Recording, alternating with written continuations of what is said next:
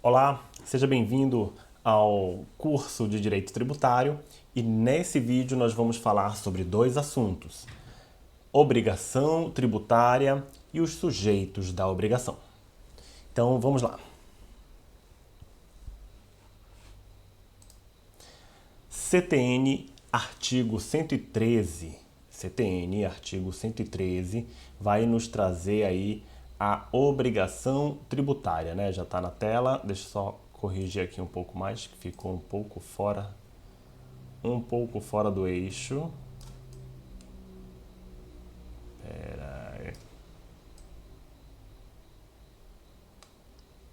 É aqui. Pronto. Obrigação tributária, né? Artigo 113. A obrigação tributária, ela é principal ou acessória. Então nós temos no direito tributário duas obrigações: a principal e a acessória.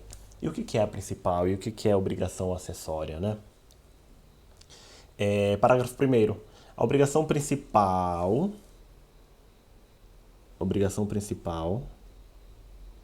surge com a ocorrência do fato gerador. Tem por objeto o pagamento de tributo, o pagamento do tributo, o objeto é o pagamento do tributo.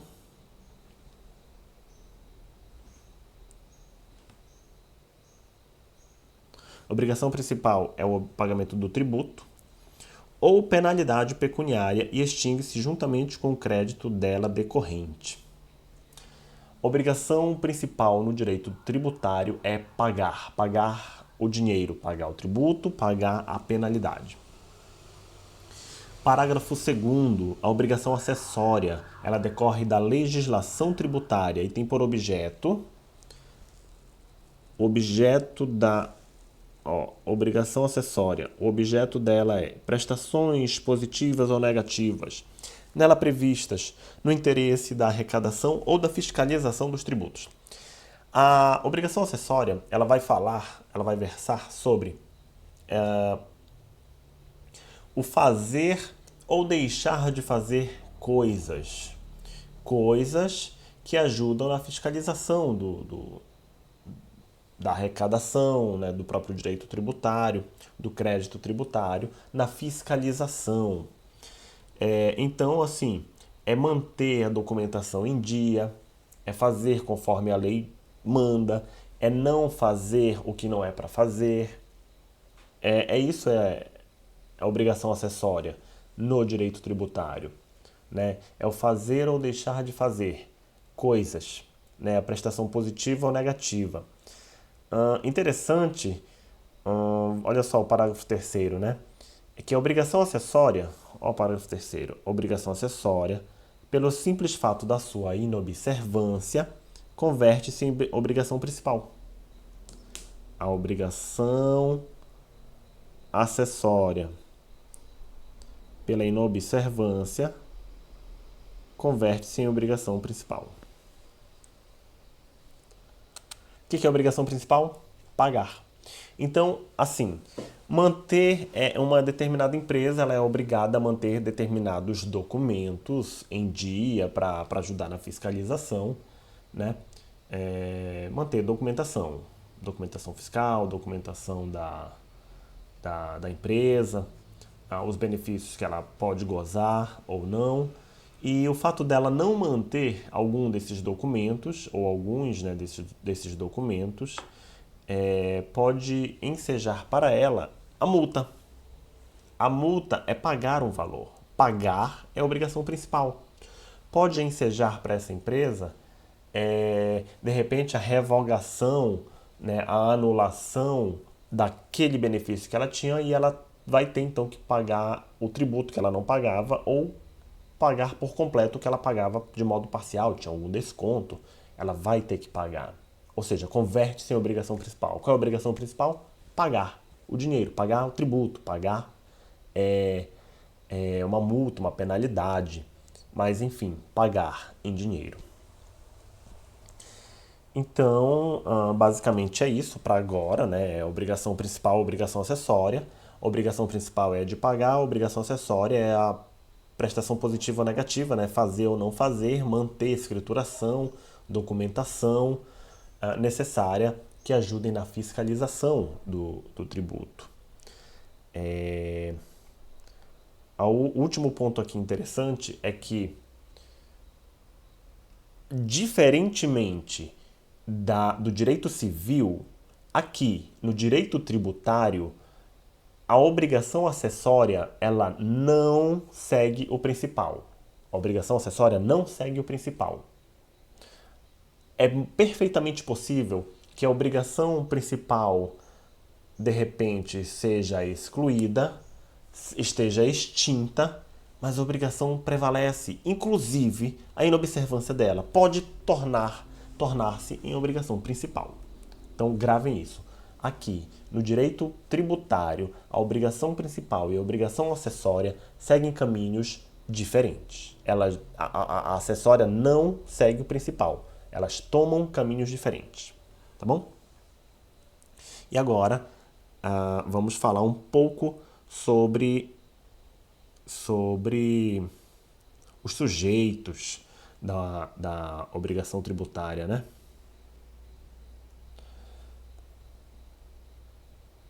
Deixa eu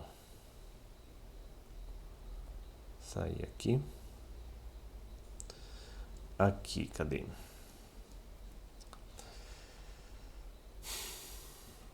Os sujeitos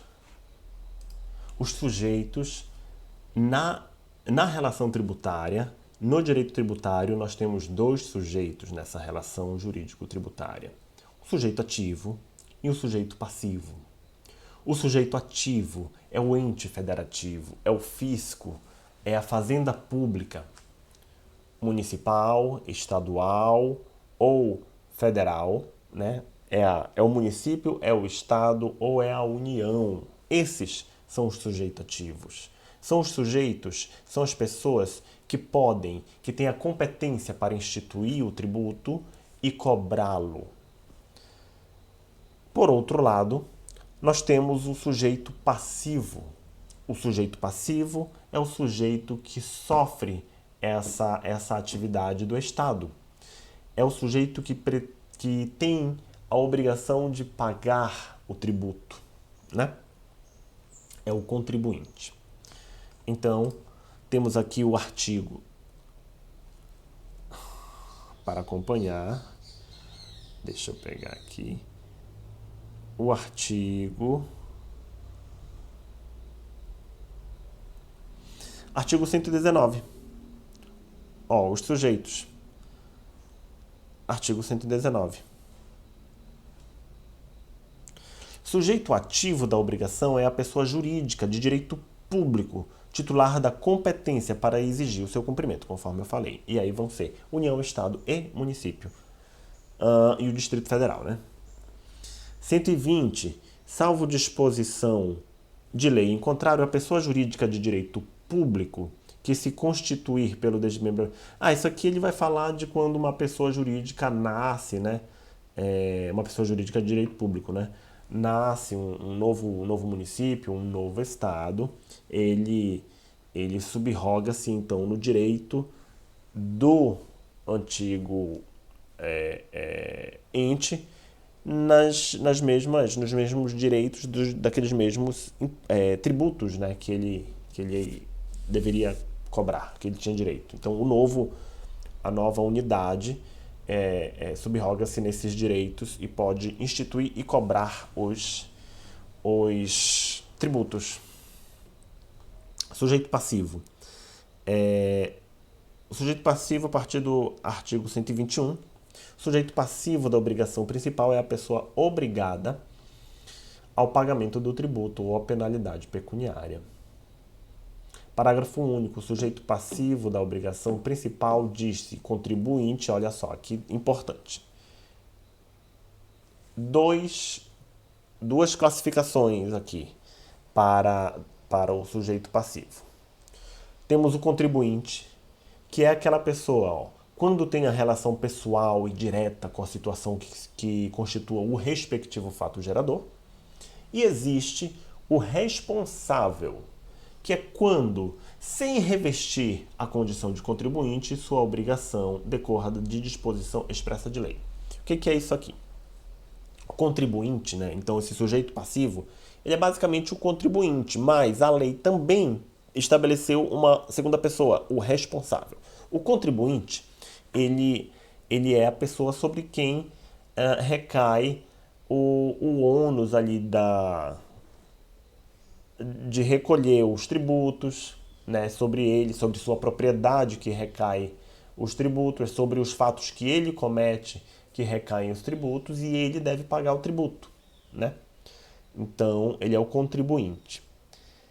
Essa é a via de regra. Contudo, por facilidade nos trabalhos, por outros motivos que o legislador pensou que é mais vantajoso, o legislador instituiu então o responsável tributário. O responsável tributário é a pessoa que não é o contribuinte, mas ela é obrigada por lei a recolher aquele tributo, a pagar o tributo, né? É isso, é recolher o tributo e passar para os cofres públicos. Então não é o contribuinte que faz esse recolhimento e passa para o... Em alguns casos, né? Não são todos. Alguns casos, a lei vai trazer esses casos. Nesses casos específicos, não é o contribuinte que paga, é o responsável tributário que efetua esse recolhimento e passa para os cofres do ente federado, né? É isso, basicamente.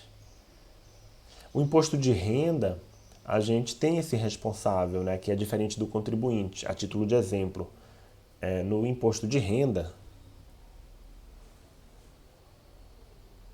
no imposto de renda do tipo, não é todo imposto de renda, no imposto de renda do tipo onde há uma pessoa que é empregada, né, de uma empresa. Então a empresa, a pessoa jurídica, a empregadora, ela é responsável pelo recolhimento do imposto sobre a renda daqueles seus empregados.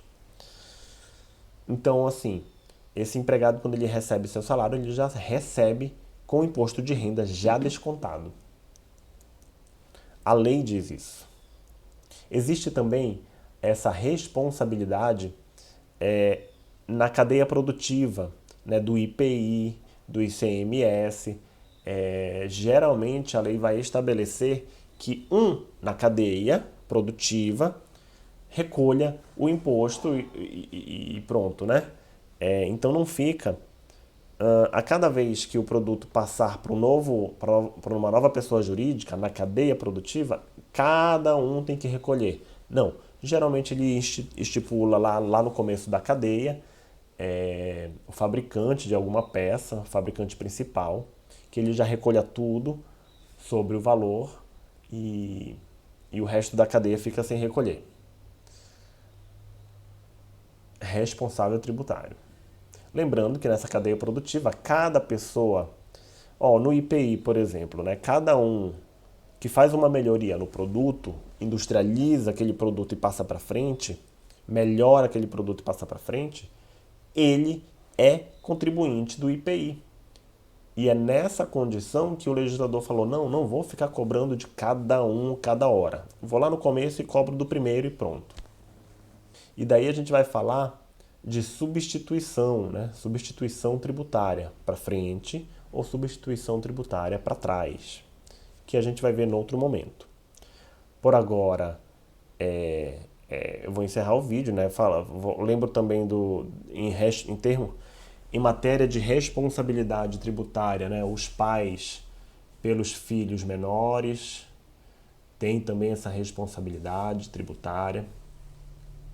Né? Imagine você que um bebê de, sei lá, até 1 ano de idade, né? De alguns meses, de 10 meses de idade, herda alguns automóveis, né? Porque seu avô faleceu e deixou para ele.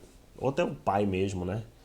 Faleceu e deixou para ele. E esse bebê herda alguns bens imóveis, bens móveis, ele precisa agora, ele passa a ser contribuinte. Aliás, contribuinte no CTN independe, contribuinte no Brasil independe da capacidade ativa, viu? Independe a capacidade contributiva independe da capacidade civil ou da capacidade da capacidade civil.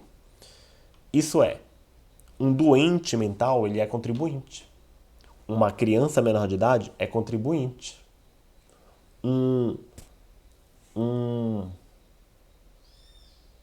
Uma pessoa bastante idosa, né, é contribuinte, independente da sua capacidade civil. Tá bem?